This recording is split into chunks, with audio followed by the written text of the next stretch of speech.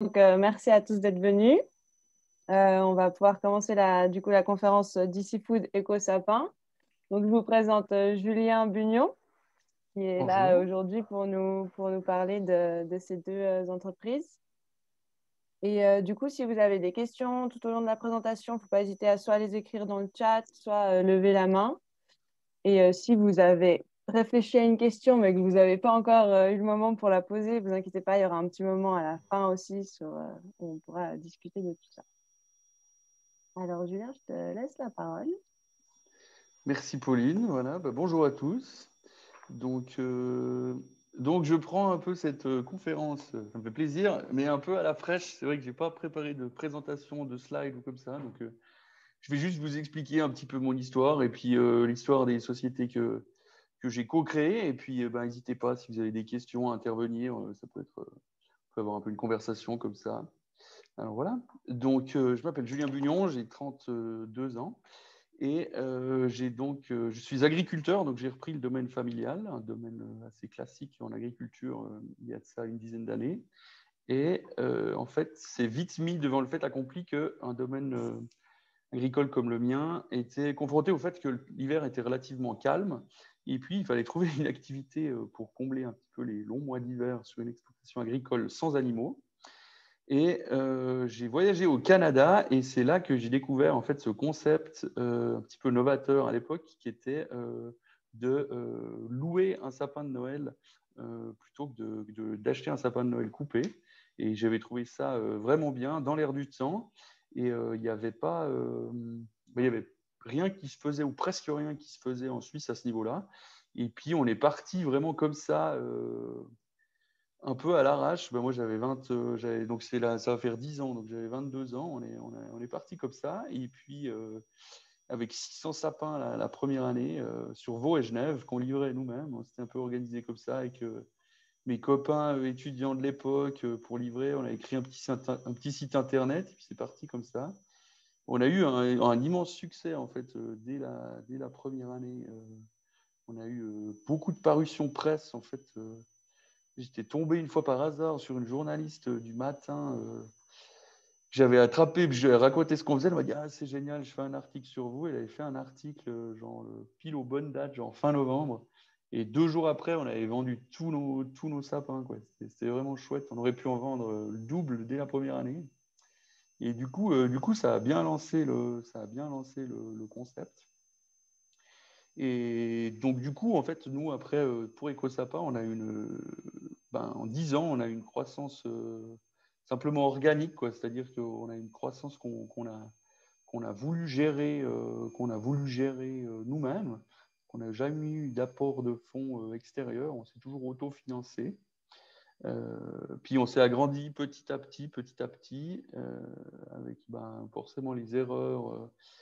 A voulu un peu brûler les étapes, par exemple en voulant livrer tous les sapins par la poste. Et puis en fait, après, on s'est rendu compte que ce n'était pas tout à fait adapté au concept où il fallait plus de personnalisation. Et puis, il fallait un délivreur à nous, vraiment, vu que c'est encombrant. C'est une période où les gens ils commandent le sapin, ils le veulent très rapidement, il faut pouvoir répondre à leurs besoins. Et la poste, n'était pas adapté vraiment à ça.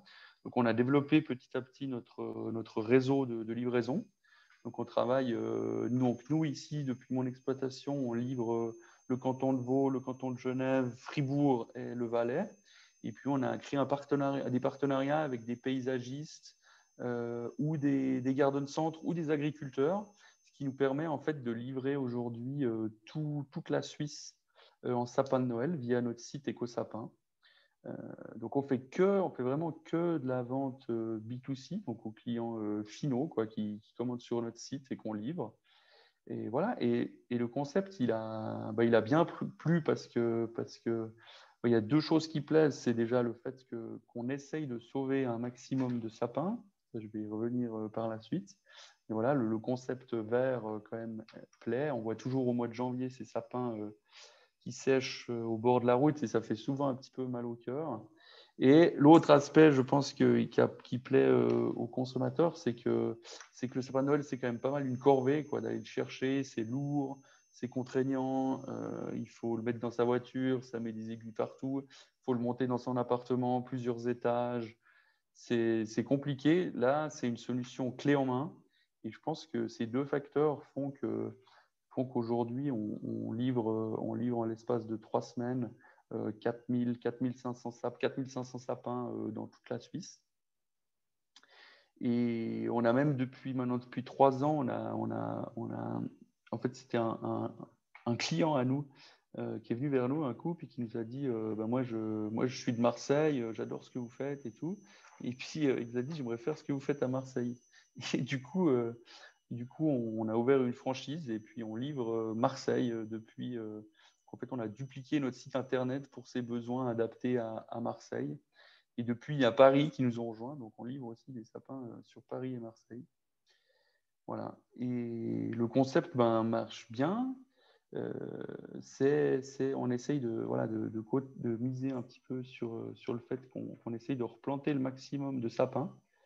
Ensuite, la problématique à laquelle on est quand même confronté, et par contre avec laquelle on essaye d'être totalement transparent, c'est que les gens idéalisent un petit peu quand même trop le concept. Ça veut dire qu'en fait, si vous louez un sapin chez nous, vous ne pourrez pas avoir le même sapin chaque année parce que, de un, on n'a pas un taux de reprise de 100%. Ça veut dire que tous les arbres qu'on loue en pot, il n'y a pas 100% qui survivent. Alors nous, on essaye de dire aux gens de le louer le plus tard possible, de le garder le moins longtemps à l'intérieur, de bien l'arroser. Mais voilà, il y a des gens qui aiment mettre le sapin 3 semaines, et puis chez eux, à côté du radiateur, et ces sapins-là ne le reprennent pas. On constate aussi que malgré le fait qu'on met vraiment un accent sur le fait qu'il faut arroser régulièrement son sapin, les problématiques qu'on a, c'est qu'on a quand même 25% des sapins qui ne sont jamais arrosés, quoi. Donc ça, c'est un petit peu compliqué. Mais malgré ça, on est transparent, donc ce n'est pas à 100%. Et puis, l'autre problématique qu'on dit aussi, c'est que les sapins, quand même, ceux qui ont été un petit peu chauds comme ça, mais qui survivent quand même, qu'on replante dans nos pépinières, et souvent l'année d'après, ils sont un petit peu moins jolis. Et puis, parce qu'ils ont 2-3 bourgeons qu'on séché chez les gens et qui ne permettent pas d'être bien avec une bonne forme l'année d'après. Donc, on les laisse 2 ans dans nos pépinières pour bien les retailler, pour que par la suite, vu que le client ne peut pas choisir son sapin, si vous allez vraiment dans un shop de sapin, vous pouvez le choisir, vous dites ok, celui-là, il manque une branche, mais ce n'est pas grave. Et nous, les clients, ils n'ont pas le choix. Donc c'est pour ça qu'on s'applique à avoir vraiment que des sapins de premier choix. Voilà. Et J'ai juste une petite oui. question là-dessus, Julien. Du coup, je me demandais surtout les plus grands sapins. Je pense que c'est quand même un peu là que vous avez le plus de peine à les replanter, ou en fait la taille, ça n'a rien à voir Ouais, avec la difficulté à ce qu'ils se réadaptent de nouveau à la terre. c'est exactement ça en fait. Plus le sapin est petit, plus ça fonctionne bien. Enfin, moins ils sont délicats en fait. C'est quasiment du 100% sur les tout petits qu'on fait. Ça marche vraiment très très bien. Et plus ils sont grands, plus c'est compliqué. Moins on a de reprises. Et on ne fait pas de sapin de plus de 2 mètres. On fait maximum 2 mètres. Parce qu'ensuite, ça devient beaucoup trop lourd en fait pour un seul livreur. Je veux dire, il faudrait le livrer à 2 livreurs. Et puis, on est déjà sur un produit qui est cher, quoi, parce qu'il a quand même une logistique qui est importante derrière. Donc jusqu'à maintenant, on ne fait pas de sapin de plus de 2 mètres en pot, quoi.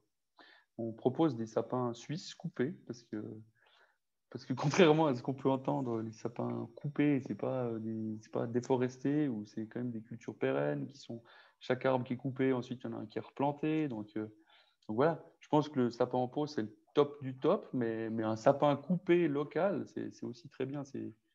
Les études le montrent, c'est mieux qu'un sapin en plastique, et c'est mieux qu'un sapin qui est produit au Danemark, parce qu'il y a énormément de sapins qu'on trouve chez nous en grande distribution qui viennent du Danemark. Donc voilà, le sapin en pot, c'est un peu le haut du panier.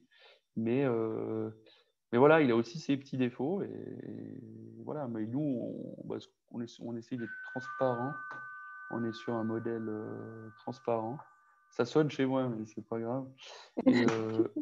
Et, et voilà, quoi. En gros, ça, c'est le concept éco-sapin qui perdure. Ce qui est assez chouette, c'est qu'on engage. On est plusieurs à l'année à travailler sur le concept. Et puis pendant la saison de sapin, on est environ 25 collaborateurs à travailler pendant les 3 mois de l'activité, quoi, de novembre, décembre, janvier. Et voilà, et c'est vrai que c'est une chouette, c'est chouette. Je pensais pas au début que ça prendrait l'ampleur que ça a pris aujourd'hui. Et puis c'est vrai qu'on est toujours content de voir la satisfaction des gens avec notre concept, quoi. On reçoit toujours des lettres de félicitations, d'admiration, les gens qui trouvent ce qu'on fait c'est super, et ça fait vraiment chaud au cœur, quoi. C'est chouette.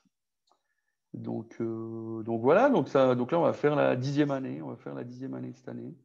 Cette année, on met l'accent beaucoup sur nos propres, sur essayer d'augmenter le taux de nos plantations, parce que en fait, vu qu'on a une essence qui convient bien pour faire du sapin de Noël en pot, c'est pas le Nordman classique qu'on trouve partout. On a une essence qui est le Fraserie, qui est le sapin de Noël qui est utilisé principalement. Si vous allez aux États-Unis faire Noël, c'est tous des Fraseries. Donc c'est le sapin de Noël qui est utilisé aux États-Unis, qui est beaucoup plus résistant en fait pour faire notre concept de planter et replanter. Et donc, on a fait petit à petit nos plantations et tout, mais on était toujours obligé de se fournir encore à l'étranger parce qu'il faut quand même une dizaine d'années pour faire un sapin de Noël. Un sapin de Noël, ça a presque 10 ans, un sapin de 1,50 m. Et vu qu'on en vendait de plus en plus et qu'il n'y avait pas cette essence qui était produite en pot, parce que nous, nos sapins, ils sont vraiment élevés dans le pot depuis tout petit. Donc, ça veut dire qu'en fait, il y a tout le système racinaire qui est dans le pot, ce qui fait qu'ils sont bien résistants, quoi. On peut trouver des sapins en motte, mais ça marche pas bien, quoi. Donc,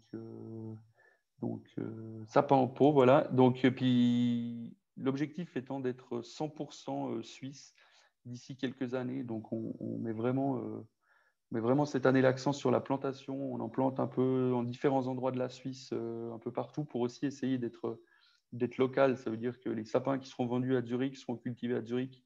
Les sapins vendus à Berne seront produits à Berne. Et puis les sapins livrés depuis Coton seront produits dans un cercle pour voilà, essayer d'être le plus local possible. Et puis faire vivre un peu les communautés un peu locales, quoi. Ça fait aussi assez sens que pour les gens qui sont à Zurich, qui veulent un éco-sapin, qu'il est poussé dans la région de Zurich et pas à l'autre bout du pays. Mhm. Et du coup, pour faire ça, tu es associé avec d'autres paysans de Zurich ou de Berne ou... Ouais, on a plein de partenariats qui sont tous différents des uns des autres, parce que chacun a c'est l'avantage d'être une petite PME, c'est qu'en fait, on est assez flexible. Donc, en fait, il y en a des qui veulent un partenariat comme ça ou comme ci. Donc, pour certains, on paye tous les travaux, d'autres, on achète juste les arbres. C'est un peu chacun comme il veut. Mais ouais, on bosse un peu avec tous les producteurs de sapins qu'on trouve. Voilà, des vieux partenaires qu'on a et puis des nouveaux. À Bâle, on a un nouveau depuis l'année passée. Et puis voilà, pour essayer d'être vraiment le plus local possible.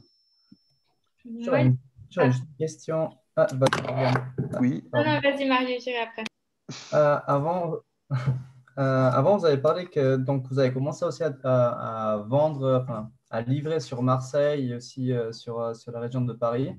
Mais du coup, est-ce que vous avez aussi des plantations dans cette région? Vous travaillez enfin, vous vendez quand même des sapins enfin, plantés en France ou ça part de la Suisse livré en France? Non, non. Oui, alors le concept, c'est ça, en fait. C'est vraiment. Voilà, en fait, c'est de faire des petits hubs, ou je sais pas exactement le mot exact, mais c'est-à-dire, voilà. Mais c'est pareil, Zurich, je dis Zurich, c'est des sapins de Zurichois. Marseille, c'est des sapins de la région Rhône-Alpes. Et puis Paris, c'est des sapins de la région parisienne. Voilà, c'est pas du tout les mêmes sapins. Nous, pour la France, en fait, on met juste en place notre site internet. En fait, on a notre site internet qu'on a beaucoup développé est aujourd'hui un outil pour nous et pour nos franchisés. C'est un site un peu haut de gamme, si on veut bien, dans la vente en ligne, parce qu'il nous permet de faire la facturation, de faire le SAV. Enfin, on a ajouté pas mal de... Je m'excuse, mais en fait, je vais juste répondre au gars qui a sonné parce qu'il vient chercher un truc chez moi. Pas de souci. Je fais On fait juste un une petite message. pause. Voilà, c'est bon, c'est répondu. Il m'écrit. Euh, voilà. On parlera après pour DC Food, parce que c'est un producteur qui vient chercher des lentilles. Donc, on pourra revenir tout à l'heure dessus. Il est venu chercher ses semences. Donc, ouais, notre site internet, on l'a vraiment, c'est un bel outil qu'on a bien développé avec nos livreurs. On a une vingtaine de livreurs qui livrent pendant la saison et aujourd'hui, on a développé un peu une app, un peu à la Uber, si on veut bien, où le livreur, il sait exactement quel sapin il doit livrer où, les tournées sont optimisées. Puis lui, il fait tout avec son smartphone, il sait quand il est là, qu'est-ce qu'il doit livrer. Et puis, ça, c'est vrai que c'est top pour les gens qui voudraient faire notre concept à l'étranger, qu'ils n'aient pas besoin de développer depuis zéro, quoi. Nous, on lui fournit l'infrastructure et puis ensuite, lui, il peut faire le concept localement de trouver ses sapins. Ouais. Donc, Donc, vous fonctionnez uniquement avec votre site internet. On ne trouve pas les sapins de EcoSapin dans les grandes surfaces. non, exactement. On fait vraiment avec EcoSapin, on fait que du B2C. On fait que du. On fait des études du commerce, du business to customer. On veut que au client final, quoi. On veut vraiment que de la vente directe, de la vente en ligne, vraiment que au client final. On n'a pas de revendeur de sapins. On a 2, 3 petits fleuristes avec qui on travaille ou comme ça, mais c'est à petite échelle. Et le modèle, c'est vraiment vente directe, site. Notre clientèle, c'est famille avec enfants, c'est vraiment ça notre clientèle principale, quoi. C'est des gens qui font Noël, qui veulent un sapin, qui commandent et on livre. Voilà, Ça, c'est un choix qui a été fait pour le début ou bien c'est un choix que vous voulez garder à long terme ou bien est-ce qu'à long terme, vous envisagez peut-être de collaborer avec des grandes surfaces ou pas du tout? Pas du tout. C'est marrant parce que en fait, on a deux modèles qui sont complètement différents entre EcoSapin et DC Food que je vais vous présenter après. EcoSapin, c'est l'objectif, c'est d'être un vendeur indépendant euh, pour pouvoir assurer une qualité haut de gamme et un service premium aux gens qui commandent.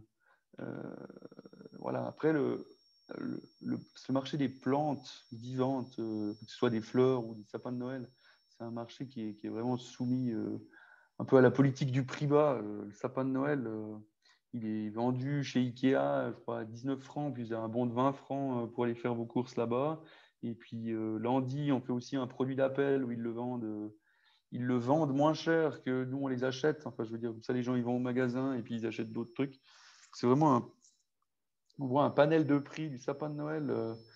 Si je prends un sapin de 2 mètres, vous allez pouvoir le trouver à la Landy peut-être à 40 francs. Et puis chez nous, il sera à 150 francs, livré, récupéré. Et puis chez Chiliguer, le garden centre un peu premium, il sera à 200 francs. Donc il y a vraiment une politique de prix qui est très, très, très, très large.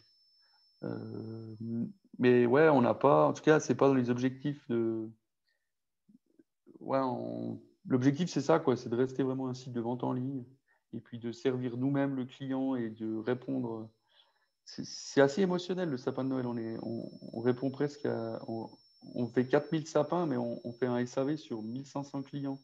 Donc on a presque un tiers des gens avec qui on a un contact parce qu'ils ont une question sur l'ordre de la livraison, sur comment ça se passe, sur machin. Donc on voit qu'il y a une émotion, quoi. Si vous commandez un livre sur une librairie en ligne, voilà, vous le commandez, vous le recevez 3 jours plus tard, et puis ils n'ont pas une interaction avec un tiers de leurs clients comme nous, quoi. Nous, on a vraiment, c'est très émotionnel et c'est rigolo, quoi. Donc ça, on veut essayer de garder. Et pour l'instant, en tout cas, les développements, c'est plutôt de gérer notre croissance organique en Suisse qu'on fait bien, en faisant peut-être un peu plus si on peut le faire bien, ne pas brûler les étapes. Et si on trouve un bon partenaire à l'étranger sans le chercher, mais qui viendrait vers nous, comme l'a fait Paris, les Parisiens et les Marseillais, ben pourquoi pas le faire, mais bien qu'on ne le cherche pas. En plus, c'était en temps de pandémie, c'est compliqué, mais il faudrait quelqu'un qui ait vraiment la même vision que nous, parce que ben, on l'a fait, on a ouvert une autre franchise en Allemagne, mais justement, ça n'a pas bien marché. Ben, elle faisait ça à côté. C'était une femme qui a ouvert. Ouais, elle faisait ça à côté de son boulot et puis je pense qu'il fallait une implication un peu plus importante. Elle n'avait pas vraiment réussi à tout vendre et puis elle a fait une année. Puis elle a dit bah, moi j'arrête. Moi, elle a dit bah, ouais, c'est très bien. Faut que ce soit en adéquation avec. Voilà. On n'est pas comme certaines franchises de fast-food où le but c'est de faire de l'argent sur la vente de la franchise puis ensuite de mettre la pression. C'est plutôt family business quoi, où le but c'est que tout le monde soit satisfait un petit peu du concept, quoi. En parlant de Covid, enfin, vous avez vraiment parlé de la crise du Covid. Est-ce que le Noël qui vient de passer, est-ce qu'il y a eu une augmentation un peu des commandes auprès de vos sapins, vu qu'il y a eu un peu cette tendance du local, un peu cette prise de conscience? Oui, alors clairement, nous, ce qui est compliqué pour nous, en fait, c'est qu'on doit anticiper très tôt les ventes parce que le sapin de Noël en pot, qui est cette essence relativement rare qu'on fait, entre ceux qu'on a replantés, qu'on réutilise, et puis les nouveaux qu'on achète à des producteurs qui n'ont jamais été utilisés, il y en a relativement peu. Donc nous, au mois d'août, il faut vraiment qu'on décide combien est-ce qu'on achète de sapins, et puis on sait combien on peut réutiliser. Donc nous, au mois d'août, si on dit cette année, on en fait 5000, on ne peut pas au mois de novembre dire ça a bien marché, on en fait 6000. Au mois d'août, c'est bouclé, on sait combien. Puis l'année passée, au mois d'août, c'est vrai qu'on a dit, bon, qu'est-ce qu'on fait? Est-ce qu'on continue de faire plus 10%? Parce que grosso modo, c'est ce qu'on fait, c'est plus 10-15% chaque année. Et puis on ne savait pas, puis on a dit, on fait ça, on fait plus 10, tranquille, et puis on verra. Et en fait, on aurait mieux fait de faire plus 30 ou plus 40 si on avait pu, parce que aussi, on n'est pas forcément. Cette année, on avait le 1er décembre, on n'avait plus de sapin, quoi. Je pense qu'on est le seul marchand de Et du sapins à ne pas avoir vendu de sapin au mois de décembre parce qu'on était en rupture de stock. Donc on a dit au moins 1000 personnes, revenez l'année prochaine parce qu'il n'y en a plus, quoi. Et du coup, pour trouver un peu une alternative à un peu, enfin, cette pénurie dans vos stocks, est-ce qu'il y aurait moyen d'avoir des alliages avec des producteurs de sapins ou bien des gens, enfin, être en lien direct et du coup créer un flux tendu entre ceux qui vous fournissent les sapins Mm. et en fait, la demande que vous recevez? Le flux tendu, non, parce qu'en fait, il y a quand même une préparation, c'est-à-dire que le sapin, il faut le sortir de terre, il faut changer le pot. Enfin, nous, tout le mois d'octobre, en fait, on prépare les sapins, on les sort, on les trie par taille. On est presque 15 personnes à préparer les commandes, voilà, parce qu'en fait, il y a différentes tailles. Il faut changer les pots, il faut les tailler, il faut finaliser. Et ce serait trop compliqué. Enfin, on n'arriverait pas à le faire en flux tendu. Ouais, on n'y arriverait pas, je pense. Enfin, on n'y arriverait pas parce qu'en plus, au mois d'octobre, on a encore des conditions clémentes dans les champs, ce qui nous permettent de sortir les sapins. Si c'est gelé, on n'y arriverait pas, donc on ne pourrait même pas les sortir. Donc non, le flux tendu est compliqué. Ce qu'on fait, en fait, c'est qu'on propose des sapins coupés locaux. Parce qu'en fait, il y a beaucoup de. Déjà, on fait des sapins que jusqu'à 2 mètres.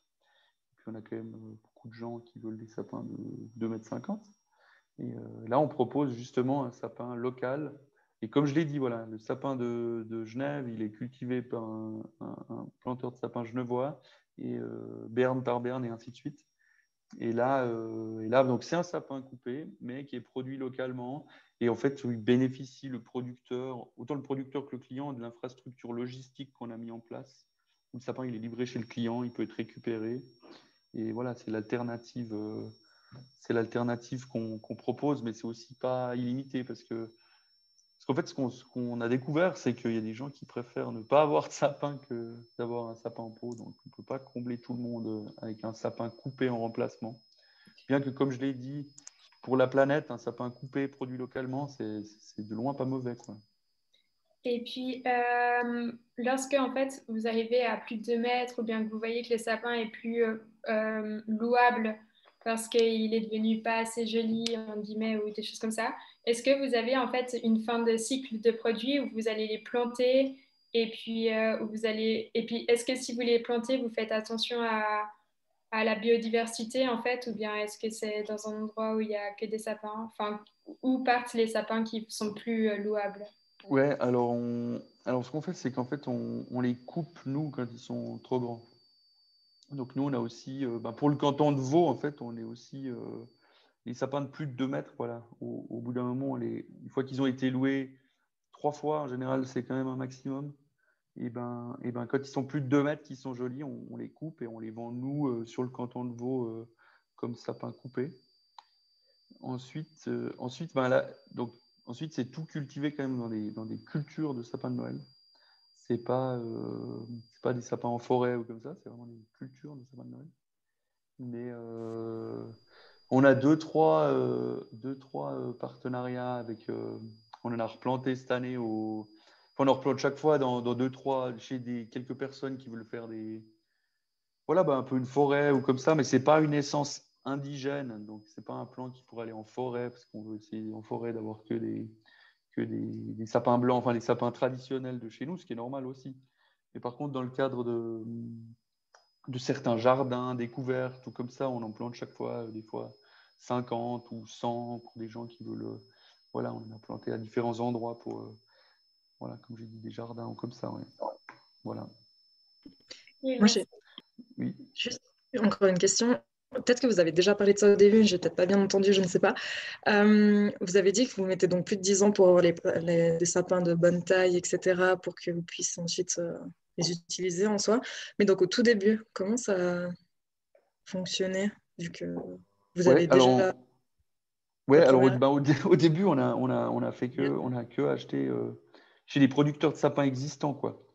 Et vu qu'on voulait cette essence, comme je l'ai dit, particulière, parce qu'on savait que c'était celle-là qui fonctionnait, dans des pots, on s'est fourni pendant plusieurs années exclusivement à l'étranger, quoi. Et puis, vu qu'il faut 10 ans pour faire un sapin, Oui. et, enfin, disons 6 ans les premiers, les petits. Et ensuite, on a mis en place nos cultures et aujourd'hui, on a un tournus voilà, avec des sapins de nos propres productions ou de plusieurs paysans suisses. Mais il n'y a pas encore assez pour fournir la demande vu qu'on en fait tout le temps 10% de plus.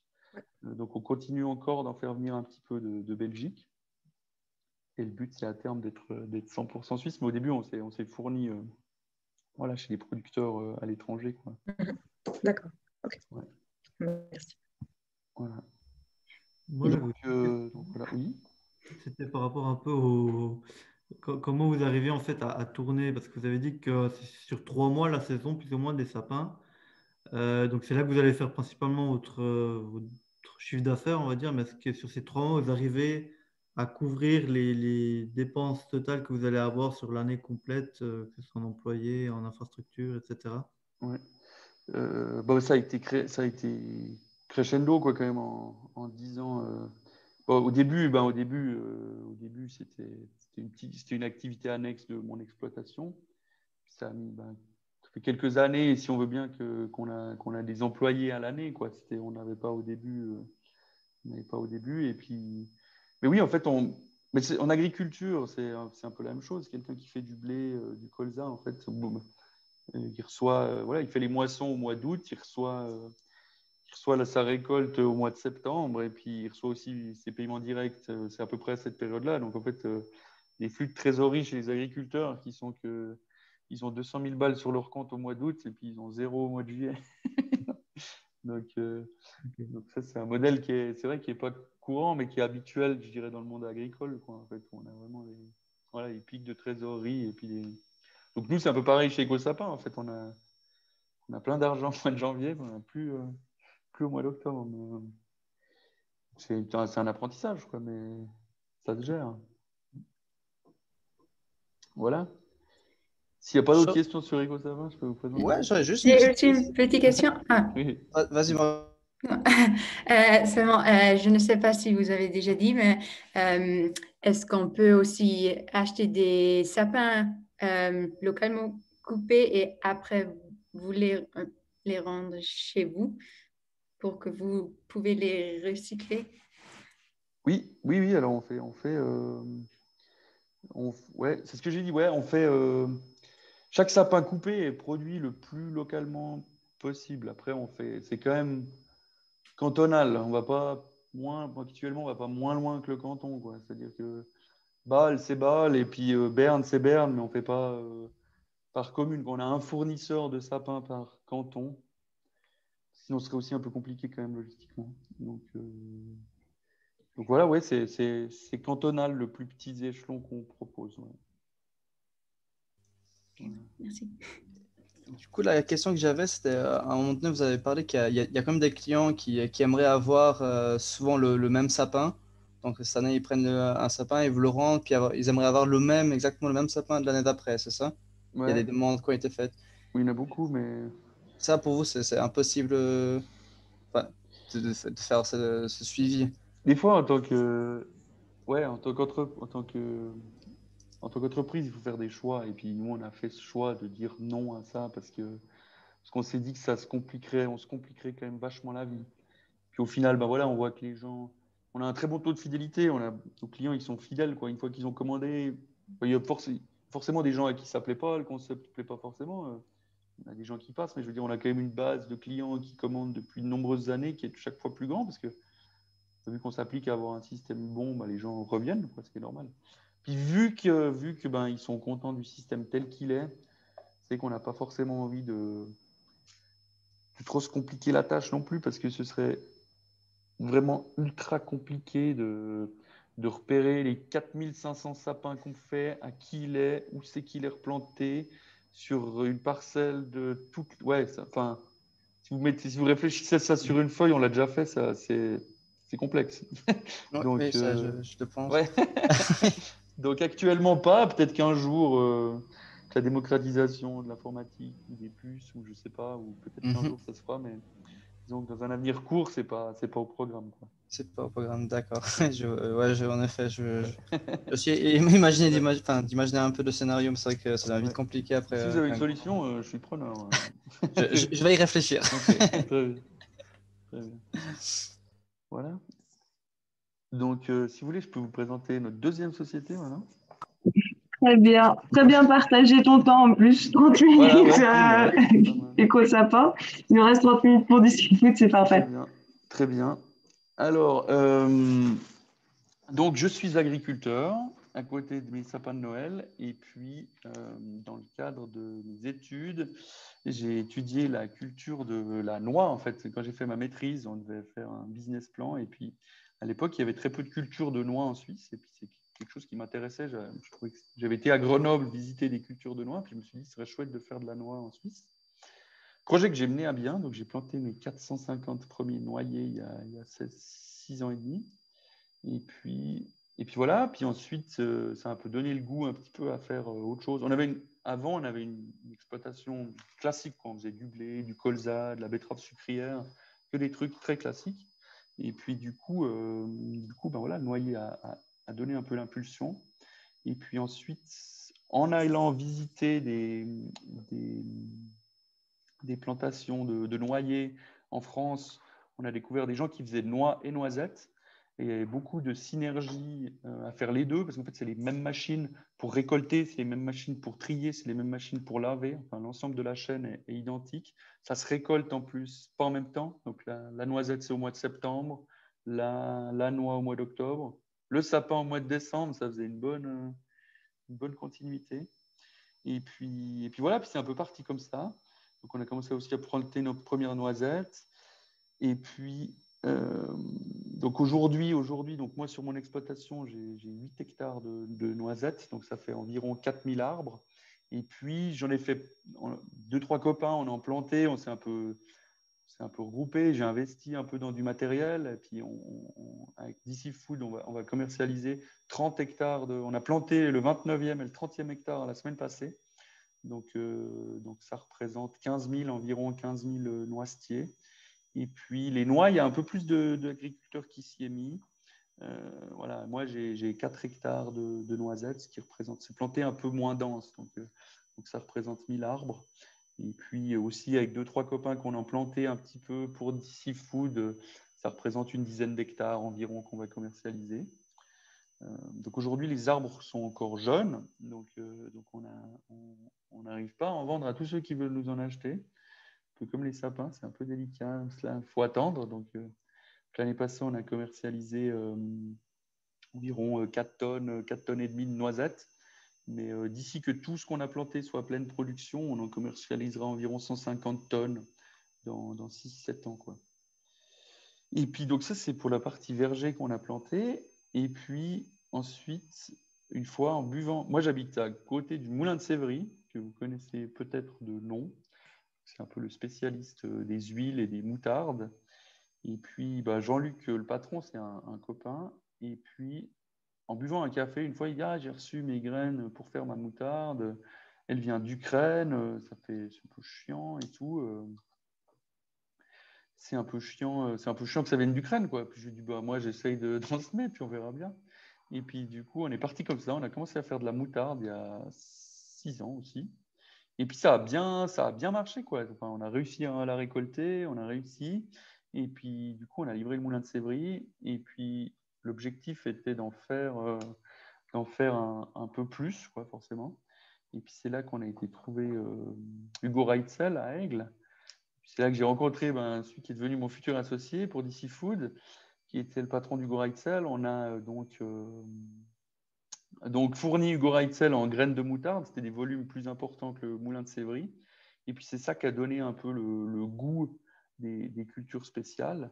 Et puis ensuite, avec Philippe, qui avait acheté les graines chez Hugo Reitzel, on s'est revus et puis on s'est dit, moi je lui ai dit, il y a plein de choses à faire, il y a plein de cultures qui ne se font pas en Suisse, qu'on pourrait essayer de faire, comme cette moutarde. On a vu que personne n'en faisait en Suisse et il y a des gens qui veulent acheter de la moutarde suisse, quoi. Et puis, c'est comme ça que ça a donné un peu le goût. Et puis, on s'est dit, qu'est-ce qu'on peut faire comme culture qui est faisable sous nos latitudes, qui ne se fait pas ou presque pas et qu'on pourrait faire.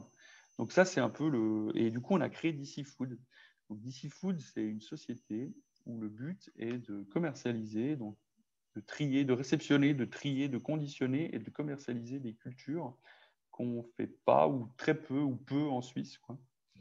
Donc aujourd'hui, on fait, pour vous citer quelques exemples, on fait donc de la lentille, on fait du quinoa, on fait du pois chiche, on fait du lin, on fait de la graine de tournesol, on fait du maïs popcorn, on fait du chia depuis l'année passée, on fait du sarrasin décortiqué, on fait, je suis sûr que j'en oublie plein encore, on fait on fait des noix, des noisettes, bien sûr. On fait, voilà. Puis cette année, on va essayer des nouvelles choses. On va essayer de faire du pois cassé pour la soupe au pois. Je sais pas si vous avez déjà mangé. On va essayer de faire du haricot, haricot fève pour les veugents, là, comme pour le chili con carne. Donc voilà, donc on fait de la graine de lin encore. Donc en fait, sur mon exploitation à la base, on a essayé un peu de faire ces tests, de semer ça, de voir qu'est-ce qui marchait, qu'est-ce qui ne marchait pas. Puis très vite, ça a dépassé le cadre de mon exploitation, qu'on a dû trouver les agriculteurs. L'avantage, c'était que ça, c'était relativement facile parce que le prix des grandes cultures, si je prends le blé, le colza, ce que vous voyez dans les champs, chaque année, le prix baisse, quoi. C'est une terrible échéance pour tout le monde, c'est que les prix des produits agricoles chutent de 2% depuis 15 ans et toutes les statistiques disent que ça va continuer de baisser. Donc, le revenu agricole baisse depuis 15 ans de manière systématique. Donc, les agriculteurs sont motivés à l'idée de faire une nouvelle culture, d'autant que nous, notre objectif, c'est de proposer un prix qui rémunère correctement l'agriculteur à l'hectare, mieux qu'un blé ou un colza. Ce qui est compliqué, par contre, c'est que ces cultures qu'on fait ne sont pas protégées à la douane. Ça veut dire qu'on est directement, on paye cher l'agriculteur. Ensuite, on a des coûts de tri et de conditionnement qui sont suisses, donc qui sont forcément plus élevés que l'étranger, parce que le gars qui trie, le gars qui conditionne doit gagner un salaire suisse, quoi. Il ne peut pas gagner un salaire espagnol à 600 €, il doit gagner un salaire suisse, donc forcément que ce coût est plus élevé. Et puis la marge des distributeurs doit être aussi équivalent à la Suisse, ce qui fait qu'on se retrouve avec des produits qui coûtent souvent 2 fois, voire 3 fois le prix de ce qu'on peut trouver. Le quinoa, on est 3 fois plus cher que ce qu'on trouve importé de l'autre bout du monde. Et voilà. Et notre challenge, c'est d'arriver à faire tout ça et d'arriver à quand même le vendre, parce que on a quand même beaucoup de gens qui sont prêts à payer le prix juste des choses, parce qu'en fait, c'est ce qu'on peut dire, c'est qu'on essaye de proposer le produit au prix juste. Donc, c'est ça un peu ce qu'on fait chez DC Food. Donc voilà. Et du coup, le choix de ce que vous plantez, vraiment, c'est un peu, j'ai un peu l'impression que c'est un peu un test chaque année. Vous nous dites qu'est-ce qui se fait pas trop en Suisse et qu'est-ce qu'on pourrait faire, enfin, qu'est-ce qui est faisable. Exactement. On fait des essais. Il n'y a encore rien qu'on a arrêté. Peut-être ça va venir, mais il n'y a encore rien qu'on a. Tout ce qu'on a essayé, Non, on a essayé une fois les haricots, on a essayé de faire des haricots rouges, ça on n'a pas réussi. Mais pour l'instant, je crois que tout ce qu'on a plus ou moins essayé, on a toujours réussi, donc on le garde dans notre gamme. Il y a des produits qu'on fait beaucoup de volume, il y a des produits où on fait plusieurs tonnes, enfin, presque 20 tonnes sur certains produits, d'autres où c'est des volumes plus restreints, où on est de l'ordre de 1-2 tonnes. Donc on essaye d'adapter. Là aussi, c'est comme les sapins, c'est pas évident. Ben là, on est en pleine phase. Mais là, il va pleuvoir à la fin de la semaine, mais dès qu'il refait beau, ça va être le gros boom chez nous parce que c'est là que se sèment les lentilles. Presque tout ce que je vous ai cité, les lentilles, le quinoa, tout ça, ça va se semer dans les semaines à venir. D'ailleurs, le gars qui a sonné avant chez moi, c'est un copain qui plante des lentilles pour nous, qui ne pouvait pas, je pense. Je l'avais préparé devant la porte. Mais... donc voilà, donc on essaie aussi d'anticiper, vu qu'on a aussi une forte croissance, parce que ça fait pas longtemps qu'on existe, et puis on rencontre un certain succès, quoi, parce qu'on essaye Et de du faire ça coup, bien. ça veut Oui. aussi dire que, enfin, je pense dans la plupart, enfin, dans la tête de la plupart des gens, on ne consomme pas forcément des produits suisses parce que c'est pas possible, selon les saisons ou le climat ou comme ça, de les faire pousser en Suisse. En fait, avec votre exemple, on se rend compte qu'il y a quand même énormément de produits qu'on n'a pas besoin d'importer. Oui. Après, de toute façon, on ne pourra jamais. En Suisse, on produit. Si je bascule plutôt, si je fais un peu de la macroéconomie ou de la politique. En Suisse, on produit que 55% des kilos énergétiques que la population consomme. Donc, dans tous les cas, on n'arrivera jamais, à être autosuffisant. Donc, on essaye d'augmenter cette part, si on veut bien, qui est à haute valeur ajoutée, qu'on estime être à haute valeur ajoutée, où il y a une vraie histoire, où c'est vrai que si vous mangez des lentilles qu'on poussait localement, il y a peut-être un peu plus d'histoire que finalement de l'huile de colza. Bien que ce soit une bonne chose, mais je veux dire, en tout cas pour l'agriculteur, pour lui, il y a peut-être plus d'estime à voir les lentilles dans un rayon, puis dire, ah, c'est moi qui les ai fait, que du blé qui est livré à la lendille, puis après, vous ne savez pas où votre blé il est, où il se retrouve, quoi, les gens s'attachent un peu proche. Oui, Oui, et après, je pense que c'est aussi un peu peut-être un exemple pour les pays qui nous entourent, de voir que ça fonctionne. Peut-être des personnes qui n'osaient pas. Parce que comme tu as dit, au final, en Suisse, on ne pourra jamais consommer uniquement ce qu'on produit nous. Et déjà, si ça vient de France, ou si ça vient d'Allemagne ou d'Italie, c'est quand même déjà beaucoup moins coûteux en dépenses énergétiques, en CO2, etc., oui. que si ça vient d'Ukraine ou de Chine ou... Oui. Les autres problématiques qu'on a, c'est que les normes de production suisse sont beaucoup plus strictes que les normes de production, même françaises ou allemandes. Hein. Ça, il faut le savoir que la norme de base est déjà beaucoup plus stricte que rien que les pays limitrophes. Donc ça, c'est aussi un surenchérissement du coût par rapport à de la matière première qui viendrait simplement de France. Mais oui, effectivement, je pense que... Et voilà, après, je comprends aussi qu'une famille avec des revenus modestes, ben, elle préfère acheter son sachet de lentilles 3 francs plutôt que 6 francs 50. Quoi. Donc, moi, je ne peux pas leur jeter la pierre à ces gens-là. Et chacun fait en fonction de ce, de ce qu'il a envie, de ce qu'il veut faire. Et voilà, mais on sent que la part, en tout cas, de gens qui est prête à payer un petit peu plus pour consommer local, d'autant plus qu'en Suisse, on est le pays où on dépense le moins pour s'alimenter. On dépense 11,5% de notre revenu pour s'alimenter, alors qu'on dépensait encore 60% de nos revenus en 1960 pour se nourrir. On sent qu'il y a une petite marge de progression. Et puis, j'ai l'impression que la tendance s'inverse un petit peu aussi, dans le sens que voilà, ça dérange personne de mettre 1000 balles un iPhone pour se payer un iPhone, mais que payer ses carottes 2 francs 10 au lieu de 10 francs, ça paraît le bout du monde. Mais j'ai l'impression que notre génération,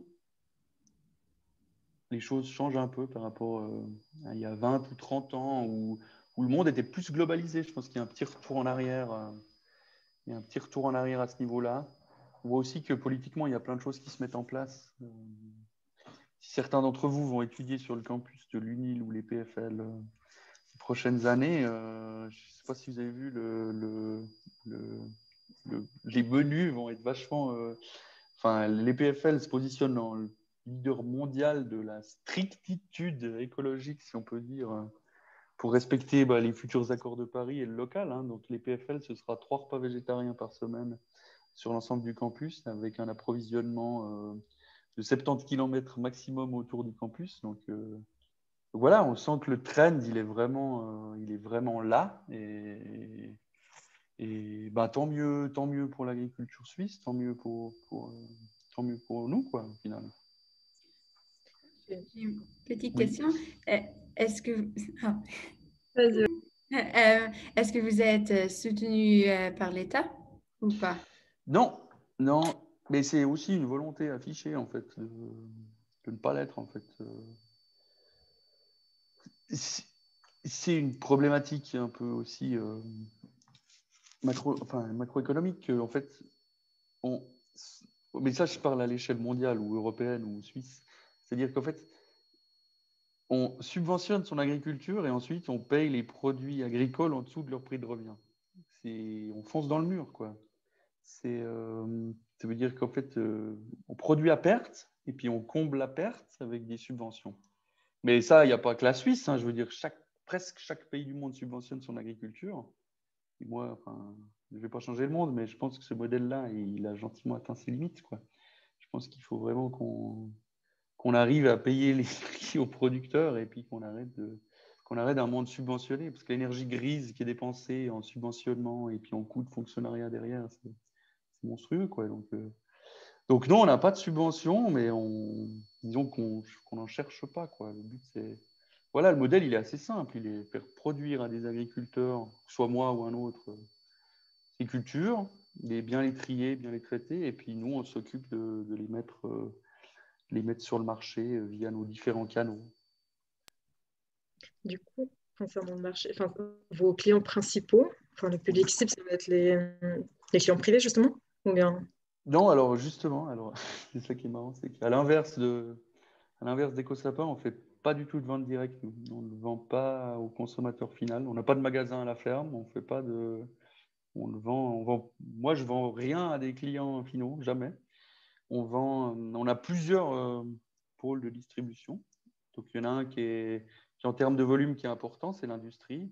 Donc, on vend à des transformateurs, principalement de la moutarde, donc pour produire de la moutarde, ou de la moutarde de Bénichon, qui est mine de rien un marché qui consomme vous qui êtes fribourgeois pour la plupart, hein, probablement des fans de moutarde. Alors, il y a un gros marché de la moutarde de Bénichon. Ce qui est marrant parce qu'en fait, on a commencé cette culture de la moutarde sans penser qu'on vendrait beaucoup sur le canton de Fribourg pour la moutarde de Bénichon. C'est assez marrant.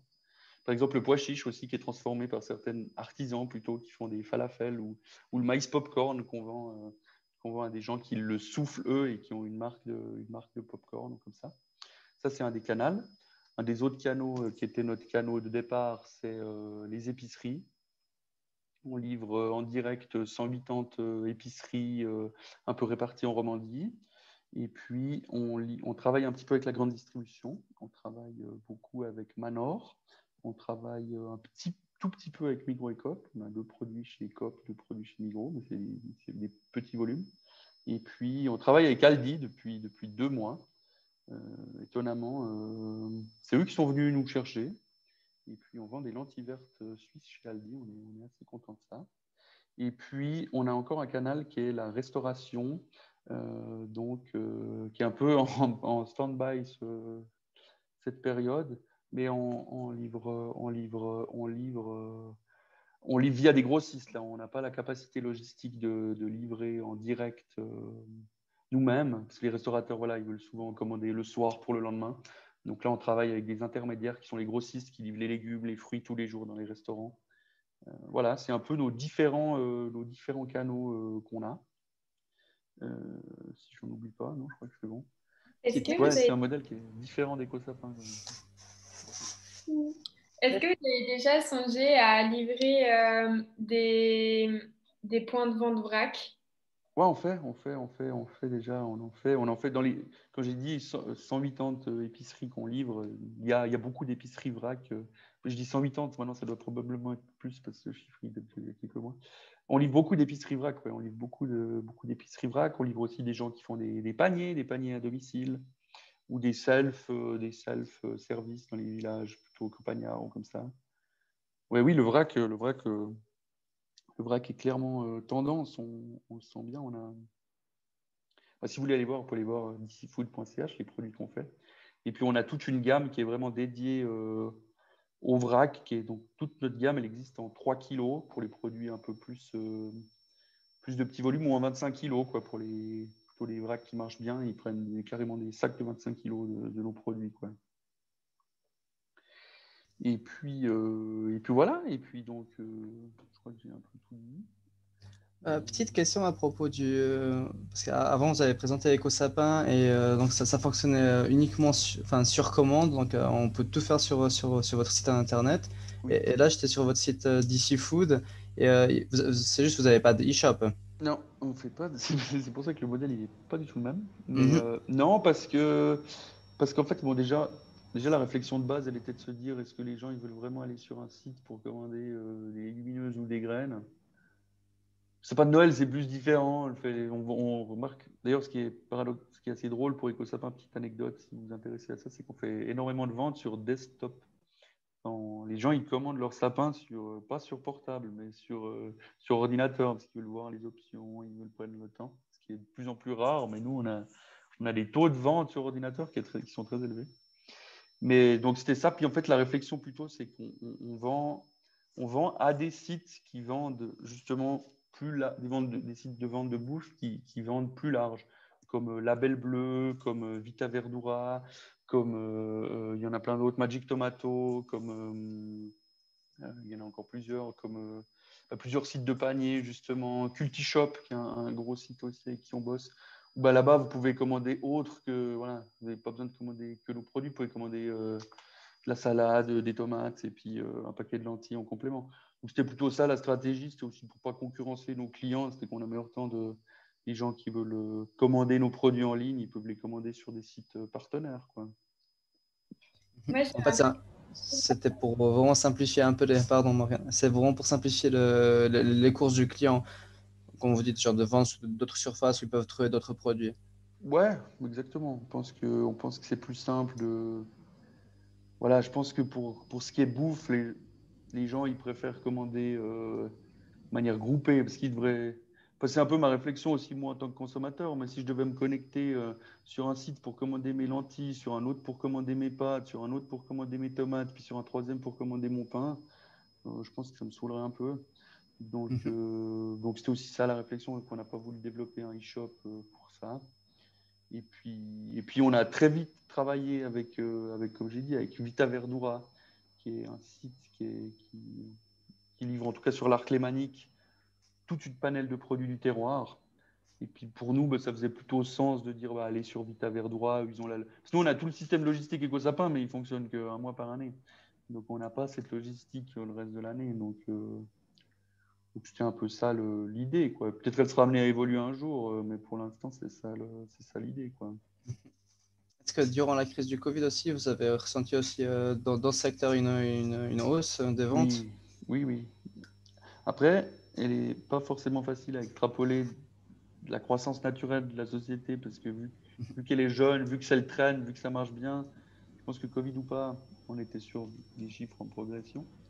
Mais ça a clairement aidé. En tout cas, quand les frontières ont fermé, première vague, je ne sais plus quand ils ont dit on ferme les frontières, là, ça a été de la folie. Là, ça a été vraiment. Moi, j'ai toujours eu tendance à sous-estimer le. En tout cas, dans mon discours, j'imaginais que les gens qui voulaient faire leurs courses en France, ça sert à rien Enfin, c'est dommage, mais il faut pas essayer de casser les prix en Suisse pour essayer de rivaliser avec la France parce qu'on n'y arrivera pas. Et puis voilà. Mais c'est vrai qu'en fait, on se rend compte que le volume de courses qui est fait en France est gigantesque, quoi, en fait. Et on l'a bien senti quand les frontières ont fermé, en tout cas, ouais. Voilà. Moi, j'avais une dernière petite question. C'était par rapport aux lois et puis un peu aux barrières que vous êtes confrontés en tant qu'agriculteur. Et puis, je sais qu'à un moment donné, en tout cas, c'était une obligation de faire de la culture en monoculture en Suisse. Est-ce que c'est encore d'actualité? Et puis, est-ce que vous êtes confronté à des lois qui n'ont aucun sens pour vous ou bien qui vous font, pour lesquelles ça vous bloque à essayer de faire mieux? Alors, la règle de la monoculture en Suisse, je ne pense pas que ce soit. Enfin, j'ai jamais entendu parler de ça. Non, ce qui me dérange en tant que professionnel et qui a une maîtrise fédérale en agriculture, c'est qu'aujourd'hui, c'est un avis personnel, hein, mais c'est qu'aujourd'hui, tout le monde veut m'apprendre comment faire mon métier un peu. Ça veut dire... non, je ne veux pas mal interpréter ce que j'ai dit, mais c'est-à-dire qu'il y a une forte pression de la part des consommateurs pour plus de transparence et que le modèle écologique soit meilleur. Mais en fait, il y a énormément de choses qui se font depuis 10 ans. Et c'est impressionnant, l'utilisation des pesticides a diminué de 50% en 10 ans. On a une agriculture, je pense, la plus propre au monde en Suisse, avec les critères qu'on s'est mis. Et aujourd'hui, on est confronté à une part de la population qui n'a pas forcément des connaissances agronomiques, mais qui se permet de juger de manière continue le travail des agriculteurs et toujours... enfin, moi, j'ai beaucoup d'agriculteurs copains qui vivent très, très mal ce qu'on appelle l'agribashing, quoi. Ça veut dire qu'on est constamment critiqué pour tous les choix qui sont faits en Suisse et c'est vraiment pénible. Et je pense que l'agriculture suit... Il y a probablement eu dans les années 60 des abus d'utilisation de certains produits, mais aujourd'hui, les règles sont très strictes et je crois que la volonté de... Moi, je connais des centaines d'agriculteurs, il n'y en a aucun dans la volonté, c'est de pas respecter les règles, quoi. Les règles, elles sont là. On a aussi des subventions fédérales qui font que ça ne ferait pas de sens de ne pas respecter les règles. Donc voilà. Mais aujourd'hui, on a tendance à brusquer les choses, à vouloir aller beaucoup trop vite, à vouloir être beaucoup trop extrémiste. Et si je veux faire un petit point politique de 2 secondes, le 13 juin prochain, il y a 2 initiatives populaires qui vont être mises en votation, qui, à mon avis, vont beaucoup trop loin dans la restriction des choses, parce qu'à mon avis, de vouloir s'imposer un modèle... Enfin, les lobbies font croire qu'on peut toujours faire mieux, mais c'est pas... Enfin, je veux dire, le modèle dans lequel on vit, dans lequel on travaille, il est déjà très strict et il ne faut pas perdre le côté pragmatique des choses. Aujourd'hui, le bio est très bien à trouver son consommateur à un prix plus élevé que la normale, mais le bio, c'est pas bien et le reste, c'est pas bien. C'est plus compliqué que ça. Il y a aussi des problématiques qui sont liées au bio, avec un taux d'approvisionnement plus bas. Et en fait, le bio, c'est sans synthèse. Ça veut dire c'est sans chimie de synthèse, mais de la chimie de synthèse, il y en a dans mes écouteurs en plastique, il y en a sur la table dans laquelle je suis, il y en a sur la peinture dans les murs. On vit dans un monde où la chimie de synthèse est partout. Et aujourd'hui, on veut totalement bannir ça de l'agriculture. Et à mon avis, c'est trop tôt pour faire le pas. Et remplacer la chimie de synthèse par entièrement des produits naturels, c'est des choses qui sont moins bien. Je vais vous citer un exemple dont on ne parle pas pendant la presse, mais que je trouve qui est souvent intéressant. Les cultures de crucifères, donc c'est par exemple les choux, la moutarde ou le colza, il y a un ravageur qui s'appelle le méligette et qui mange les boutons floraux de la plante. Et ça peut réduire de 20 à 80% à peu près une production. Donc ça peut ruiner un agriculteur. Et donc, on a des stades très précis d'intervention. On fait des contrôles systématiques, des comptages. On va compter 50 plantes sur le champ et on regarde combien il y a de méligettes par plante. Et à partir de 7 méligettes par plante, on peut faire une intervention. Et en agriculture conventionnelle, donc non bio, on peut utiliser un produit issu de la chimie de synthèse qui tue uniquement le méligette. C'est-à-dire qu'il tue le méligette, mais il ne tue pas. Il permet de sauver la culture, mais il ne tue pas les coccinelles, les abeilles présentes, tout le reste. Et en agriculture biologique, on utilise un produit naturel qui n'est pas issu de la chimie de synthèse, qui s'appelle le surround. Donc, c'est une poudre de roche. En fait, c'est de la roche réduite très finement. Et si la culture est en danger, on pulvérise ce produit. Et ce produit, il tue tous les insectes présents dans le champ.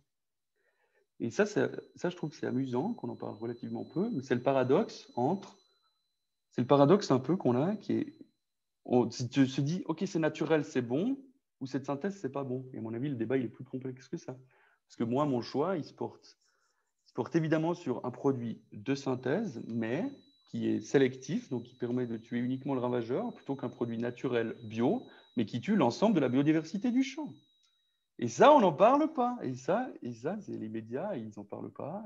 Ouais, Le bio, c'est tout bon, et le conventionnel, c'est mal. Et c'est plus compliqué que ça. Je vous ai cité un exemple, il y en a beaucoup d'autres.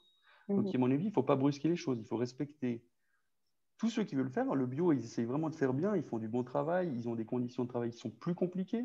Mais ce n'est pas blanc et noir. Et ça, il faut que les gens le comprennent. Il ne faut pas pas mettre la charrette avant les bœufs. C'est ça que je veux essayer de dire, quoi. Ouais, c'est vrai que c'est assez impressionnant quand on n'ait jamais entendu parler. Et c'est comme, je pense, bon, après, c'est un débat un peu plus personnel, mais un peu comme tous les extrêmes, du coup, je pense.